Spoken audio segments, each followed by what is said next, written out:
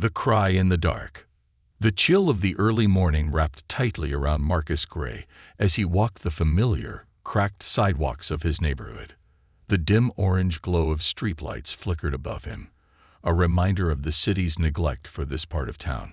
Marcus adjusted the worn leather strap of his messenger bag on his shoulder, his breath forming small clouds in the crisp air. Another long day awaited him at the warehouse where he worked. It wasn't glamorous, but it paid the rent and kept food on the table for him and his 9-year-old son, Jeremiah. Jeremiah. The thought of his boy brought a bittersweet smile to Marcus's lips. The kid was his whole world, his reason for waking up each morning and pushing forward, even when the weight of the world threatened to crush him. Marcus had promised his late wife, Monique, that he'd always protect their son. That promise echoed in his mind constantly, especially on days like today when the stack of unpaid bills on the kitchen counter loomed like an immovable mountain. The sound of distant car horns and the faint hum of the city waking up filled the air, breaking the stillness.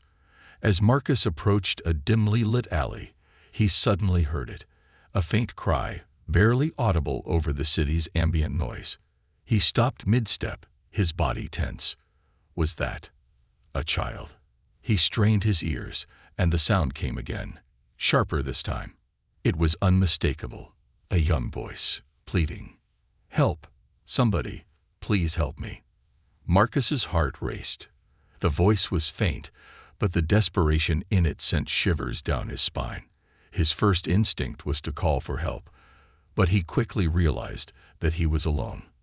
The street was deserted, the usual morning commuters still tucked away in their homes. He turned toward the alley, squinting into the darkness.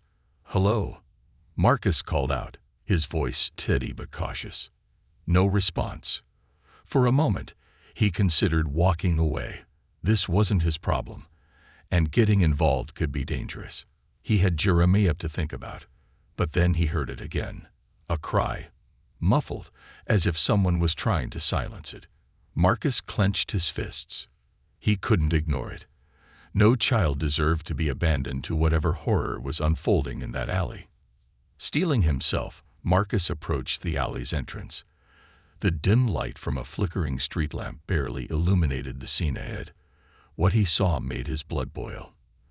A young girl, no older than 7 or 8, was struggling against 2 men.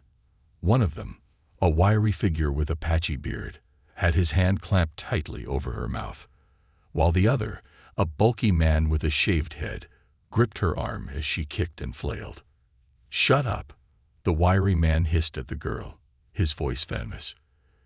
"You're gonna make this worse for yourself." Marcus's vision blurred with rage. Without thinking, he stepped into the alley, his voice booming. "Hey, let her go." The men froze, their heads snapping toward him. For a split second, there was only silence, the girl's wide, terrified eyes darting to Marcus, as if she were silently begging for salvation. Then the bulky man sneered.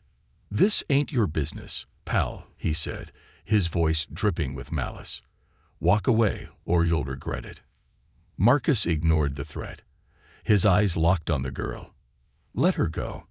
"Now," he said, his voice steady despite the fear clawing at his insides. The wiry man glanced at his partner, uncertainty flickering across his face. The bulky man, however, took a step forward, cracking his knuckles. "You got a death wish, buddy," he taunted. Marcus's gaze darted to the side. He spotted a rusted metal pipe leaning against a dumpster. Without hesitation, he lunged for it, gripping the cold steel tightly. He turned back to the men, the makeshift weapon raised. "You don't want to test me," Marcus growled, his voice low and menacing. For a moment, the alley was still. Then the wiry man cursed under his breath, releasing the girl and shoving her toward Marcus. She stumbled, her tear-streaked face lighting up with hope as she sprinted toward him.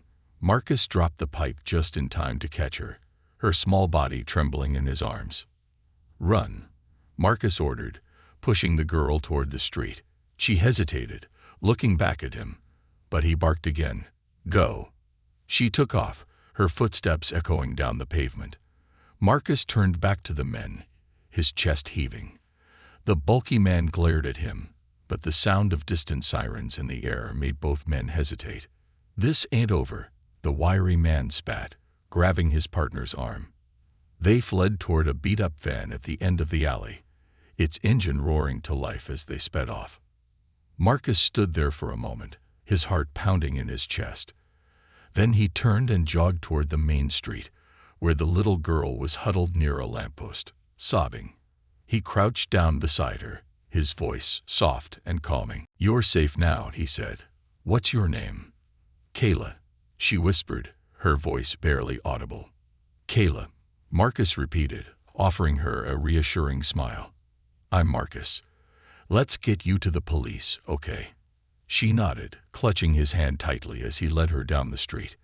As they walked, Marcus felt a mix of relief and dread. He'd saved the girl, but he had no idea what kind of trouble he'd just stepped into. Little did he know, his act of courage would set off a chain of events that would change his life, and Jeremiah's, forever. A stranger at the door. The next morning, Marcus could hardly shake the events of the previous night from his mind.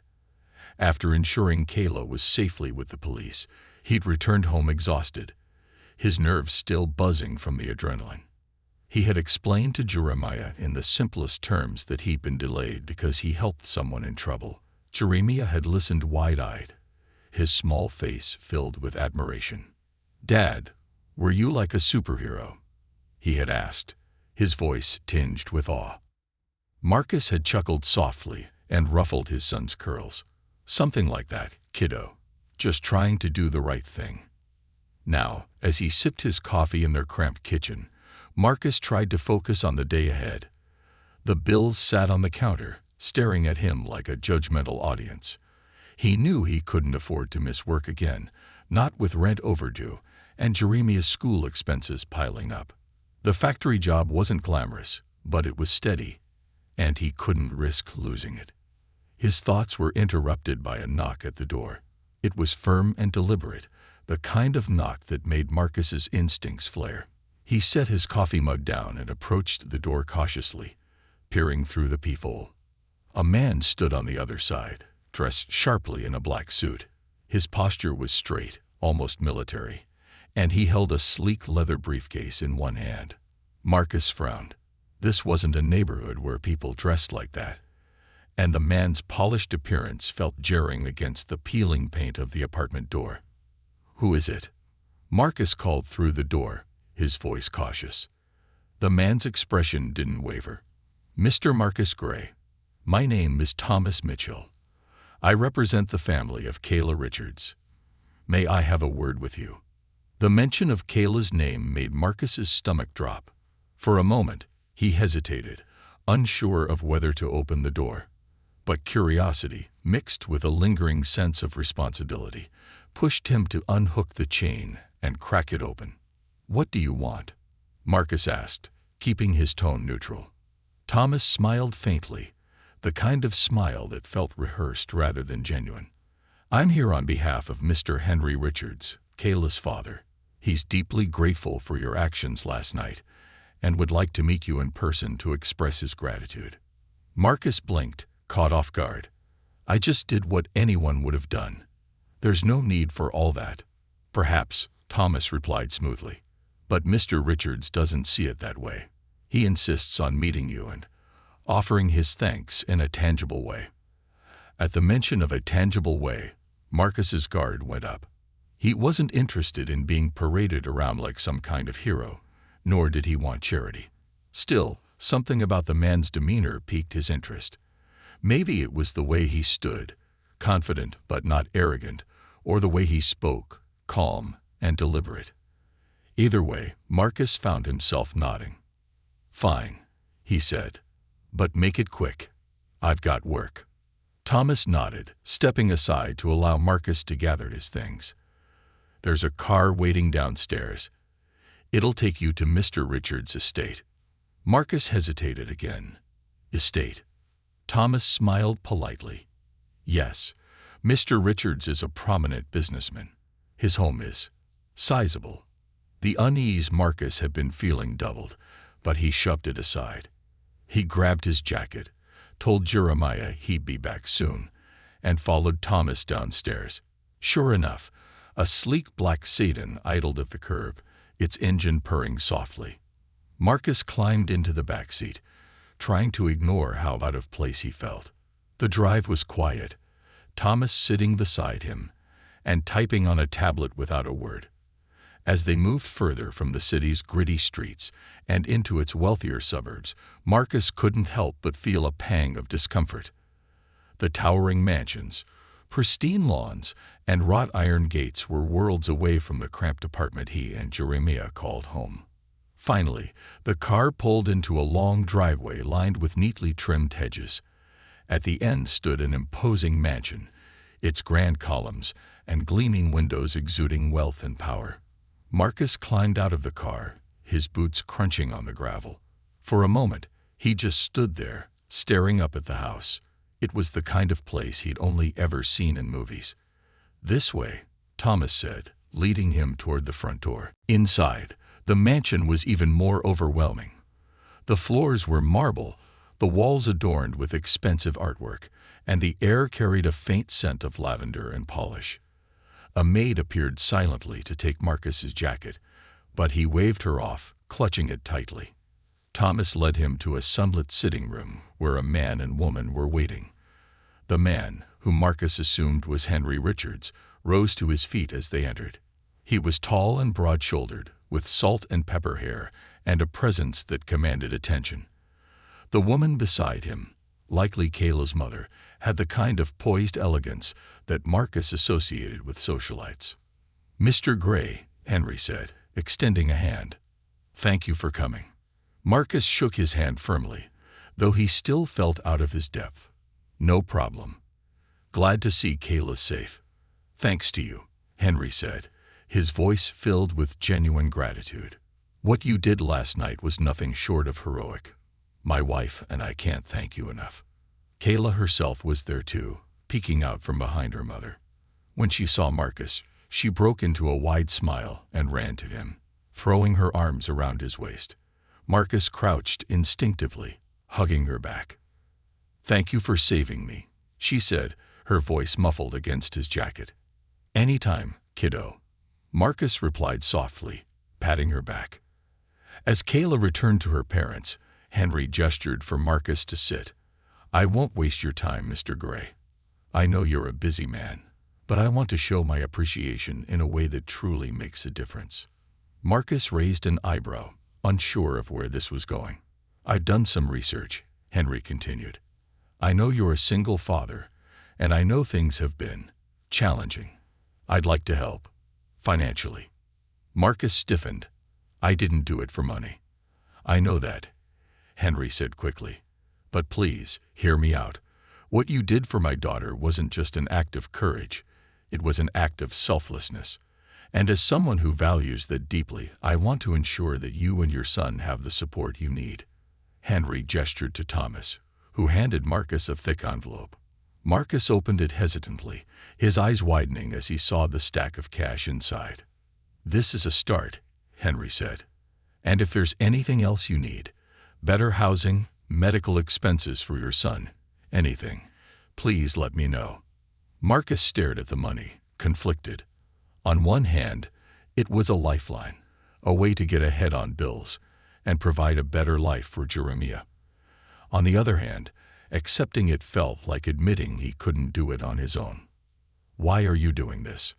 Marcus asked finally, his voice quiet. "Because good people like you deserve to catch a break," Henry said simply. "And because my family owes you more than we can ever repay." For a long moment, Marcus said nothing. Then he nodded, his grip on the envelope tightening. "Thank you." As Marcus left the mansion that day, the envelope of cash tucked securely in his jacket, he couldn't shake the feeling that his life was about to change in ways he couldn't yet comprehend. A shadow lurks.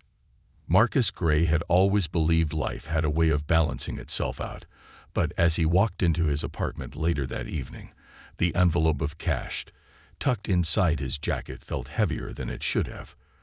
The weight wasn't just physical. It carried an emotional burden he couldn't ignore. It wasn't guilt. Marcus knew he hadn't asked for this help. Still, something about the day's events unsettled him. Wealth like Henry Richards came with complexities that Marcus couldn't fully understand, and he didn't like feeling like a small cog in a much larger machine. "Dad, you're home." Jeremiah's cheerful voice snapped Marcus out of his thoughts. He turned to see his son bounding toward him, his skinny arms outstretched. Marcus knelt, catching Jeremiah in a hug. Despite the day's events, the warmth of his son's embrace made the tension in his chest loosen just a bit. "Hey, champ," Marcus said, ruffling Jeremiah's curls. "How was school?" "It was good. I told everyone you were a superhero." Jeremiah grinned, his face lighting up with uncontainable excitement. Marcus chuckled softly, shaking his head. "What did I tell you about exaggerating?" "It's not exaggerating if it's true," Jeremiah insisted, puffing his chest out in mock seriousness. "All right, superhero," Marcus said, standing up. "Go wash up. I'll heat up some dinner." Jeremiah darted off, leaving Marcus alone with his thoughts. He set the envelope down on the small battered kitchen table, staring at it for a moment. He hadn't counted the money yet, but the weight of it told him it was a substantial sum, enough to pay off the rent, clear some of the mounting medical bills, and maybe even put a dent in a savings account. He should have felt relief. Instead, all he felt was unease. Later that night, Marcus lay awake in bed, staring at the cracked ceiling. The room was silent except for the rhythmic hum of the refrigerator in the kitchen and the occasional creak of the apartment settling. Despite his exhaustion, sleep evaded him. His mind kept drifting back to Kayla and her parents. Henry Richards had seemed sincere, his gratitude genuine, but something about the man's sharp, calculating gaze had made Marcus's instincts bristle. The world of the wealthy was a foreign one to him, and he couldn't help but wonder if he'd stepped into something bigger than he realized. The thoughts churned in his mind until a sharp noise jolted him upright. It was faint, but distinct, a soft tapping sound, like knuckles against glass. Marcus froze, his body going rigid as he strained to listen. There it was again. Tap, tap, tap. It was coming from the living room window. Marcus slipped out of bed silently, his heart pounding. He grabbed the aluminum bat he kept propped against the wall. His neighborhood wasn't exactly known for its safety, and crept toward the living room. The apartment was dark, but the faint glow of the streetlights outside filtered through the thin curtains. As he approached the window, he could make out a shadowy figure standing just beyond the glass. The figure was still, its outline barely visible against the night. Marcus tightened his grip on the bat and yanked the curtains open, his heart hammering in his chest. No one was there. He stood there for a moment, staring out into the empty street. The sidewalk was deserted, and the only movement came from the occasional rustle of leaves in the breeze. But the unease in his gut didn't fade. He could have sworn he'd seen someone. With a deep breath, Marcus locked the window and pulled the curtains shut. He double-checked the locks on the door and windows before returning to bed, though sleep didn't come easily. The next day, Marcus was more on edge than usual. He dropped Jeremiah off at school before heading to work at the factory. The noise and chaos of the assembly line provided a welcome distraction, but his mind kept drifting back to the figure at the window. During his lunch break, Marcus sat alone in the break room, his hands wrapped around a lukewarm cup of coffee. He hadn't mentioned the incident to anyone, not even Jeremiah. It was probably nothing, he told himself, just his mind playing tricks on him after the stress of the last few days. Gray, his supervisor, barked, snapping Marcus out of his thoughts. "Got a call for you. Line 2. Marcus frowned. He rarely received calls at work. He walked over to the phone on the wall, wiping his hands on his jeans before picking up the receiver. "Hello." "Mr. Gray," a familiar voice said. It was Thomas Mitchell. "We need to talk." "About what?" Marcus asked, his tone cautious. "Kayla," Thomas replied. and the men who tried to take her. Marcus felt a chill run down his spine. What about them? There's been a development, Thomas said. One of the men has been arrested, but the other is still at large, and from what we've gathered, he's not happy about how things went down. Marcus tightened his grip on the receiver. What does that have to do with me? Thomas hesitated before answering.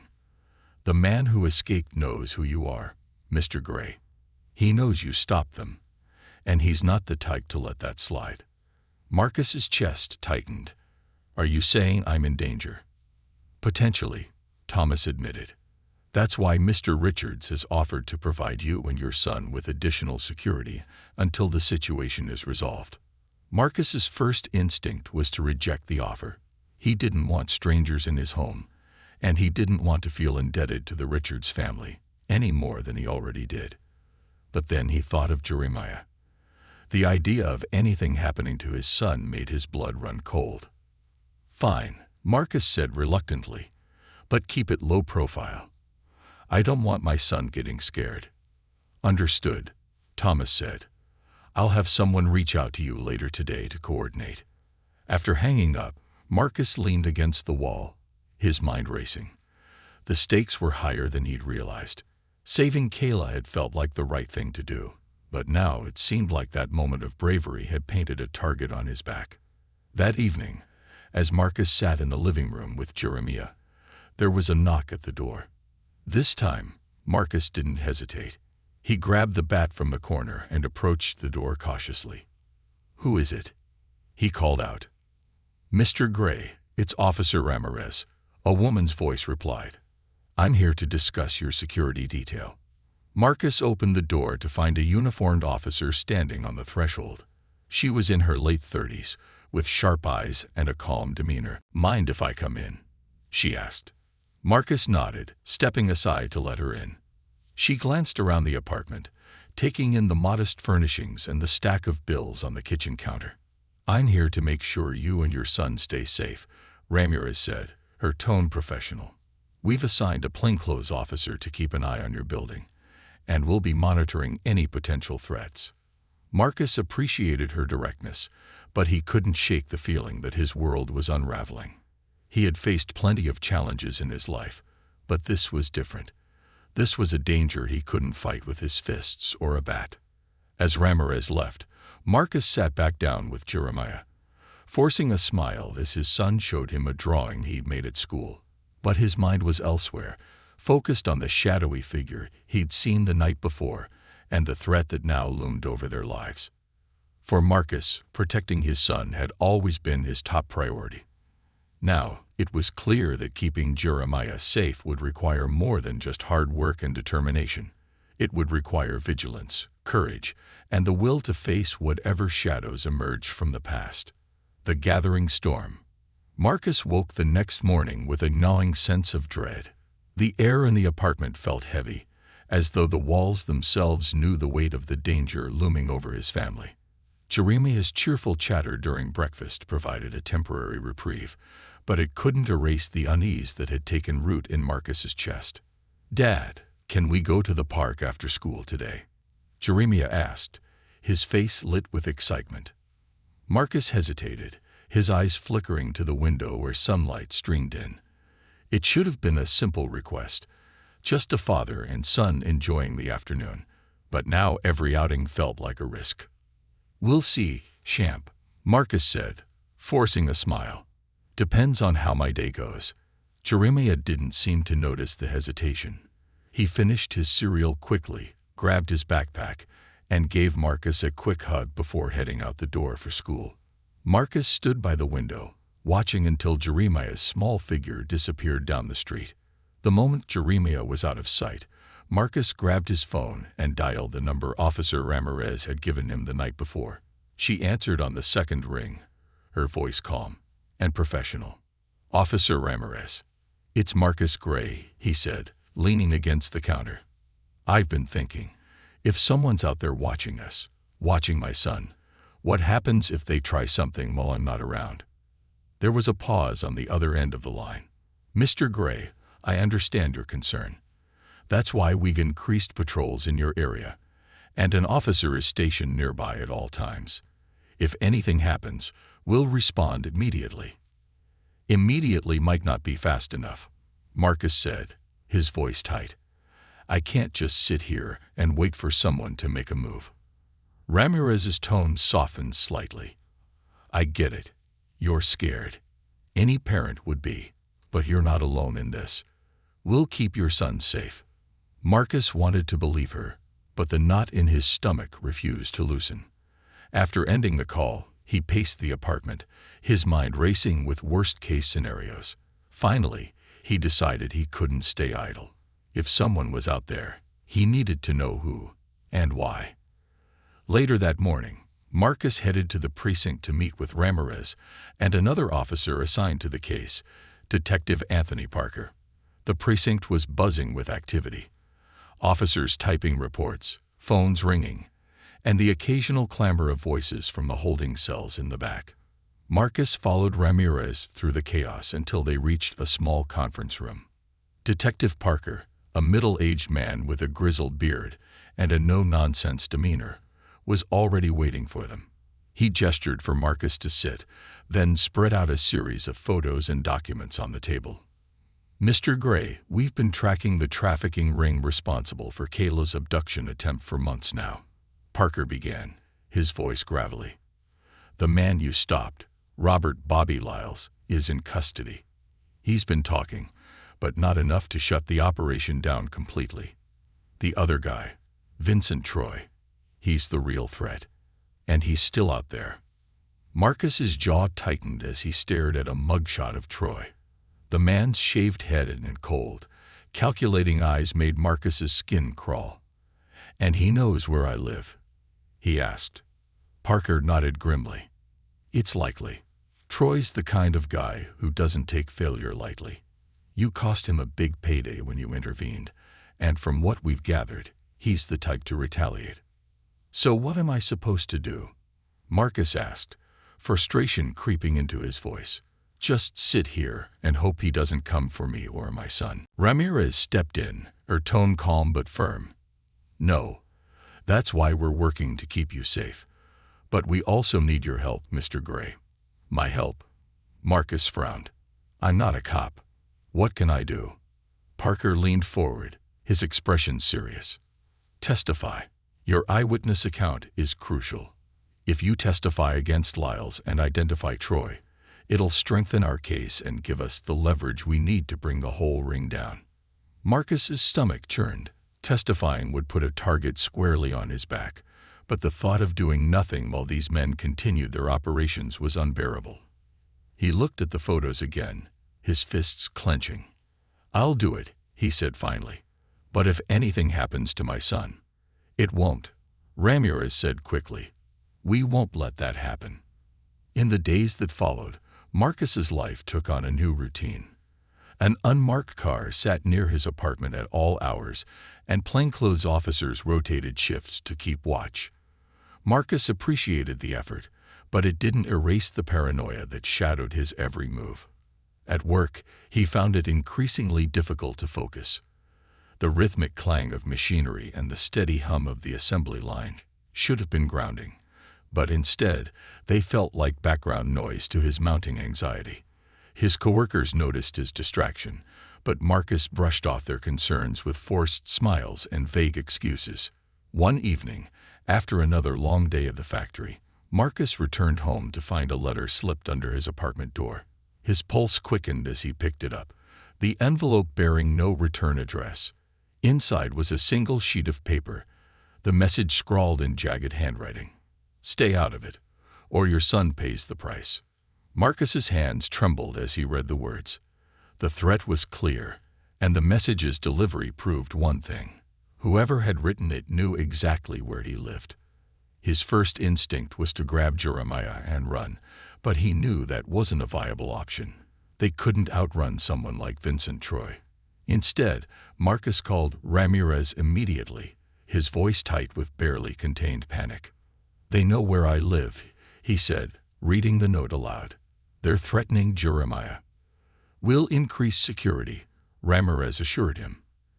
"And we'll sweep the building to see if we can find anything." But even as she spoke, Marcus knew that no amount of security would erase the threat entirely. He had stepped into a storm, and there was no turning back now. That night, as Marcus lay awake in bed, he replayed every decision that had led him to this point. Saving Kayla had been instinctive, a reflex born of his own experiences as a father. He hadn't thought about the consequences, about the danger he'd be inviting into his life. But as the hours dragged on, a new resolve took hold. Whoever these men were, they thrived on fear. They counted on people like Marcus backing down, choosing safety over justice.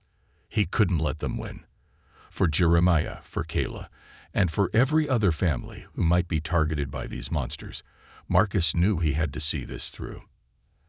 As dawn broke, Marcus rose from bed, his jaw set and his heart steady. The storm was coming, but he wasn't about to be swept away into the lion's den. Marcus sat at the kitchen table, the envelope of cash from Henry Richards pushed to one side, the threat note beside it. The two items felt like stark symbols of the crossroads he now faced. On one hand, he had the resources to provide for Jeremiah, to get them through the immediate financial strain. On the other, the very act of intervening in Kayla's abduction had drawn them into a world where shadows moved with dangerous intent. The sound of Jeremiah humming to himself in the next room brought Marcus back to the present. He clenched his fists, staring at the jagged handwriting of the threat again. "Stay out of it, or your son pays the price." His gut twisted, not with fear, but with a simmering fury. He'd worked too hard to keep Jeremiah safe, too long to let men like Vincent Troy dictate the terms of his life. He had to do more than react. He had to act. The following morning, Marcus met Officer Ramirez and Detective Parker at the precinct. The tension in the air was palpable, as if everyone in the room knew they were moving closer to a breaking point. Marcus noticed the tightness in Ramirez's jaw, the way Parker's fingers drummed incessantly on the edge of the table. "Is the letter enough to bring this Troy guy in?" Marcus asked, sliding the note across the table.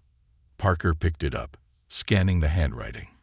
"It's a threat, sure, but it's not direct enough to hold up in court. We need something stronger, something that ties him directly to the ring." Marcus frowned. "You mean like a confession? Good luck with that." "Not necessarily a confession," Ramirez interjected, "but evidence. We've been building a case, but it's fragile. Witness testimonies, surveillance, all of it helps, but we're still missing the piece that seals it." Marcus leaned back in his chair, the realization dawning on him. "You're saying you need me to help find that piece." "We're saying you might be our best shot," Parker said, his eyes sharp. "Troy knows you're a problem. That means he's watching you. And if he's watching you, we can use that." "Use me how?"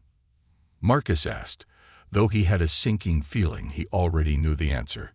"We set up a meeting," Ramirez said carefully. "You make it known that you're willing to negotiate. Say you want to cut a deal to stay out of the situation. Troy takes the bait, and we get what we need to bring him down." Marcus's stomach churned. "You want me to walk into the lion's den and pretend I'm ready to play ball with a human trafficker?" "You wouldn't be alone," Parker assured him.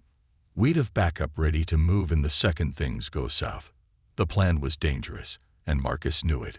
Troy wasn't the type to trust anyone, let alone the man who'd already thwarted one of his operations. But as much as Marcus hated the idea, he hated the thought of Jeremiah living in constant fear even more. If this was what it took to end the nightmare, so be it. "I'll do it," Marcus said finally, his voice steady. "But you make damn sure my son is safe while I'm doing this." "You have our word," Ramirez said. The next 48 hours passed in a blur of preparation. Marcus was briefed on what to say, how to act, and how to signal for help if things got out of hand. The officers even wired him with a hidden microphone, ensuring they could hear every word exchanged. The meeting was set for an abandoned warehouse on the outskirts of the city. It was the kind of place where deals like this went down, a location chosen for its seclusion and lack of witnesses. As Marcus drove to the site, his hands gripped the steering wheel tightly, his knuckles white. He kept thinking about Jeremiah, about the promise he'd made to Monique to protect their son no matter what. He pulled into the gravel lot outside the warehouse, the building looming like a dark monolith against the evening sky. Marcus stepped out of the car, the chill in the air biting through his thin jacket. He scanned the area, spotting the faint glimmer of a police car's headlights parked far enough away to avoid suspicion. "You've got this," Ramirez's voice crackled in his earpiece. "Stay calm and stick to the script." Marcus took a deep breath and walked toward the warehouse. The metal door creaked loudly as he pushed it open, the sound echoing through the cavernous space. Inside, the air was stale and cold, the only light coming from a single flickering bulb overhead. Vincent Troy was already there, leaning against a stack of crates.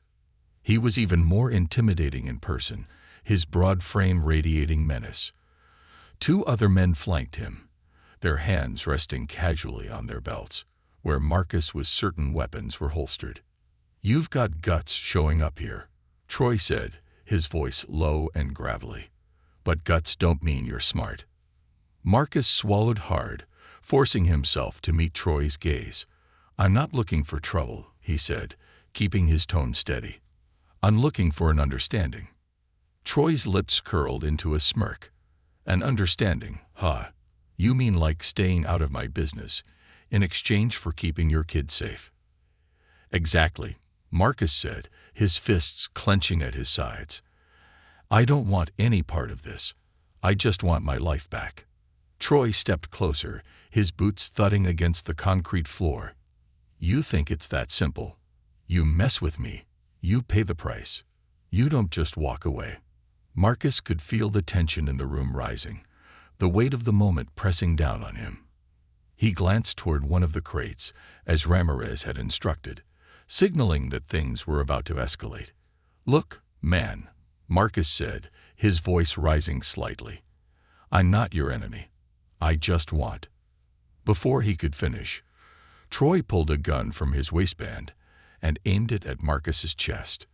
"You've got a lot of nerve coming here," Troy growled. "You think I'm gonna let you live after what you pulled?" The sound of a door slamming open cut through the tension, and in an instant, the warehouse was flooded with light. Shouts erupted as officers stormed in, their weapons drawn.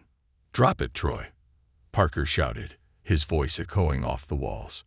Troy spun toward the officers, his face twisted in fury. For a split second, Marcus thought he might fire, but then the man dropped the gun, his hands raised in surrender.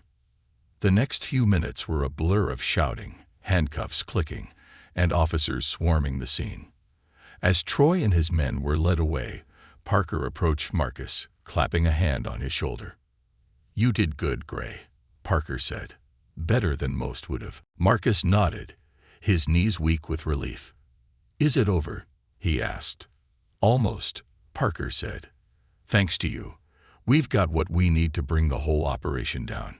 As Marcus stepped out into the night, the cold air filling his lungs, he felt a weight lift from his shoulders. The storm wasn't over yet, but for the first time in weeks, he felt like he'd taken control of his own life and Jeremiah's future. He climbed into his car and drove home, the image of Jeremiah's smiling face guiding him like a beacon through the darkness. A new dawn. The morning sun spilled over the rooftops as Marcus pulled into the parking lot of Jeremiah's school. The sight of his son, backpack slung over one shoulder, waiting by the front doors brought a smile to his face. Jeremiah had insisted on being dropped off today instead of taking the bus, something about wanting to spend a little more time with his dad. For Marcus, it was a reminder of why he'd risked everything. "Have a good day, champ," Marcus said as Jeremiah climbed out of the car. Jeremiah turned, grinning. "You too, Dad. Don't be late picking me up, okay?" "Never," Marcus promised. As Jeremiah disappeared into the school, Marcus leaned back in his seat, letting out a long breath. The events of the past weeks had left scars, both visible and invisible, but for the first time in a long time, he felt a glimmer of hope. The nightmare with Vincent Troy and his trafficking ring was finally over, and life, however fragile, seemed to be returning to some sense of normalcy. At the precinct later that day, Officer Ramirez greeted Marcus with a warm smile as he stepped into the conference room. Detective Parker was already there, reviewing a stack of files spread across the table. "Good timing," Parker said, motioning for Marcus to sit. "We've got an update." Marcus nodded, his stomach tightening. Even though Troy and his men had been arrested during the sting, Marcus knew better than to assume the fight was over. Men like Troy didn't go down easily. "First, the good news," Ramirez said, sliding a file toward Marcus. "Troy and his associates have been officially charged. The evidence from the sting, combined with your testimony, is enough to build a rock-solid case. We've also identified several of their accomplices, and arrests are ongoing." Marcus flipped through the file, the mugshots of various men and women staring back at him. Each face represented a piece of the monstrous machine Troy had operated, and knowing they were being taken off the streets gave Marcus a sense of satisfaction. "And the bad news?" Marcus asked, his voice steady despite the unease gnawing at him. Parker sighed, leaning back in his chair. "Troy's operation was bigger than we thought. While we've made significant progress, there are still branches of the ring operating in other cities. It's going to take time and resources to dismantle the entire network." "So it's not really over," Marcus said, his jaw tightening. "It's not over," Ramirez agreed, "but it's a start. And your actions have saved lives, Marcus. Don't underestimate that." Marcus nodded, though the weight of their words lingered. He'd helped strike a blow against the darkness, but the shadows weren't gone. Not yet. Later that afternoon, Marcus found himself back at home, sitting at the kitchen table with a cup of coffee. The envelope of cash Henry Richards had given him still sat untouched, a symbol of the crossroads he'd faced. For days, he had debated whether to use it, his pride warring with his practical needs. But now, with the immediate danger behind him, the choice felt clearer. He picked up the envelope and slid it into his pocket. It was time to face Henry Richards again. The Richards estate was as imposing as Marcus remembered, its sprawling lawn and gleaming facade a stark contrast to the world he came from. A butler greeted him at the door, leading him to a sunlit study where Henry sat behind a massive oak desk. Kayla was there too, perched on a cushioned chair with a book in her lap. When she saw Marcus, her face lit up, and she ran to him. "Mr. Marcus," she cried, throwing her arms around his waist. "Hey, kiddo," Marcus said, smiling as he hugged her back. "How's my favorite superhero?" Kayla giggled. "I'm good. Daddy says you are the real superhero."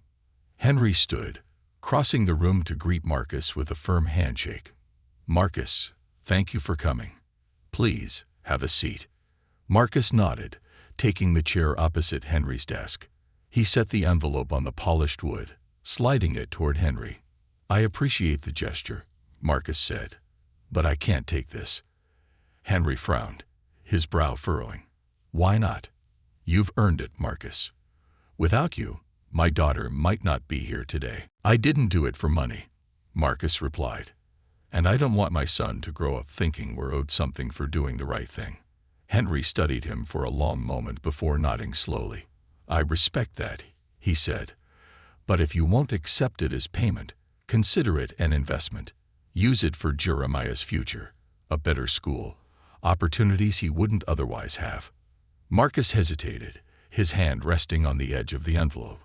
He thought of Jeremiah, of the bright future he wanted for his son, and finally nodded. "All right," Marcus said, "for Jeremiah." Henry smiled, standing and extending his hand again. "For Jeremiah." The next few weeks passed in a blur as Marcus worked tirelessly to rebuild a sense of normalcy for himself and Jeremiah. With the help of Henry Richards, Marcus was able to enroll Jeremiah in a better school, one with smaller class sizes and more resources. Watching his son thrive brought Marcus a joy he hadn't felt in years. But even as life began to settle, Marcus couldn't ignore the pull to do more. The experience with Troy and his trafficking ring had opened his eyes to a dark underworld he hadn't fully understood before. He couldn't shake the feeling that he owed it to the victims, to Kayla, to Jeremiah, and to himself to keep fighting. One evening, after putting Jeremiah to bed, Marcus sat at the kitchen table with his laptop. He searched for organizations dedicated to combating human trafficking, scrolling through pages of resources, stories, and advocacy groups. Finally, he clicked on a volunteer application form for a local nonprofit. It wasn't about being a hero. It was about making sure no one else had to face what Kayla had. And as Marcus filled out the form, he felt a sense of purpose settle over him. A new chapter waiting to be written. The storm had passed, but Marcus knew his fight was far from over. This time, though, he wouldn't be fighting alone. He had his son, his resolve, and a growing community of people dedicated to the same cause. Together, they would face the darkness and work toward a brighter dawn, the light beyond the shadows. Weeks turned into months, and the chaos that had once defined Marcus's life slowly began to recede. The memory of Vincent Troy's cold stare still lingered in his mind, but the world outside had started to feel safer, brighter even. Jeremiah had adapted quickly to his new school, and every evening he returned home brimming with stories about his day, his laughter filling their small apartment with warmth. Marcus, however, wasn't the same. The events of the past few months had shifted something deep within him. He had stared into the face of danger, risked everything to protect a little girl, and ultimately found himself standing at the crossroads of fear and courage. The man who had once only thought about surviving for his son now thought about creating a better world for him and for others. A path forward. One day, as Marcus stood in the kitchen preparing dinner, his phone buzzed on the counter. It was an email from the nonprofit he had applied to weeks ago, confirming his acceptance as a volunteer. The email explained the training process and the ways he could contribute to the fight against human trafficking: outreach programs, survivor support, and community education. Marcus sat down, rereading the email twice before allowing himself a small smile. This wasn't just a way to give back. It was a way to reclaim his agency, to turn the fear and anger he had felt into something productive. That weekend, Marcus attended his first training session. The small conference room was filled with people from all walks of life: teachers, social workers, business owners, all united by a shared goal. Marcus felt out of place at first, a mechanic in a room full of professionals, but as the session went on, he realized that his perspective, his lived experience, was just as valuable. By the end of the session, Marcus had shared his story. He spoke about Kayla, about the fear of being a single father, and about the moment he decided he couldn't just stand by.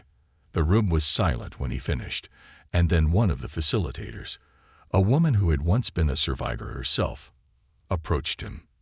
"Your story," she said softly, "is exactly why we do this work. Thank you for stepping up." Marcus nodded, his chest swelling with a sense of purpose. For the first time in a long time, he felt like he was exactly where he was meant to be. A ripple effect. As Marcus continued volunteering, he saw firsthand how his story inspired others. He spoke at community centers and schools, sharing what he had learned about spotting the signs of trafficking and encouraging people to act when they saw something wrong. His words carried weight, not because of their eloquence, but because they came from a place of lived truth. Meanwhile, Jeremiah thrived. He excelled in his new school, making friends and diving into extracurricular activities that had once been out of reach. Marcus watched with pride as his son grew into a confident, kind-hearted young man. Jeremiah had even started talking about wanting to be like Dad when he grew up, not just a protector, but someone who made a difference. One evening, as they sat on the couch watching a movie, Jeremiah turned to Marcus with a thoughtful expression. "Dad," he said, "do you think what you did for Kayla changed her life?" Marcus paused, considering the question. "I think it helped her feel safe again," he said. "But the real change, that comes from her and her family. They're the ones who have to keep moving forward, just like we do." Jeremiah nodded solemnly, then leaned against Marcus's shoulder. "You're my hero, you know that." Marcus's throat tightened. He wrapped an arm around his son and kissed the top of his head. "And you're mine, champ." A new beginning. Months later, Marcus received an invitation in the mail. It was from the Richards family, inviting him and Jeremiah to a celebration in honor of Kayla's recovery and the community's efforts to combat trafficking. The event was being held at a local park, with food, games, and activities for families. When Marcus and Jeremiah arrived, the park was buzzing with life. Kayla spotted them immediately and ran over, throwing her arms around Marcus in a now familiar embrace. "Mr. Marcus," she cried, "you came." "Wouldn't miss it," Marcus said with a smile. "How've you been, kiddo?" "Great," she said, grinning. "Dad even let me bring my dog." As Kayla ran off to show Jeremiah the dog, Marcus spotted Henry Richards approaching. The man's polished demeanor hadn't changed, but there was a warmth in his eyes that Marcus hadn't seen before. "Marcus," Henry said, extending a hand. "It's good to see you." "You too," Marcus replied, shaking his hand firmly. The two men stood in companionable silence for a moment, watching their children laugh and play. Then Henry spoke again, his voice softer. "You changed our lives," he said, "not just Kayla's, but mine too. You reminded me that no matter how much money or influence I have, it's the choices we make, the courage we show, that define us." Marcus nodded, his gaze fixed on Jeremiah. "It wasn't about courage," he said quietly. "It was about doing what was right. For her. For my son." Henry smiled, clapping Marcus on the shoulder. "Well, whatever it was, the world could use more of it." The dawn breaks. As the sun dipped below the horizon, casting the park in golden light, Marcus felt something he hadn't felt in years. Peace. He had faced the darkness, stared it down, and emerged stronger. The scars of his journey would always remain, but they were a reminder of what he had fought for and what he had gained. For Marcus, the future was no longer something to fear. It was something to build, one step at a time, with Jeremiah by his side and a community of support behind him. And as the laughter of children filled the evening air, Marcus knew one thing for certain: they were going to be okay.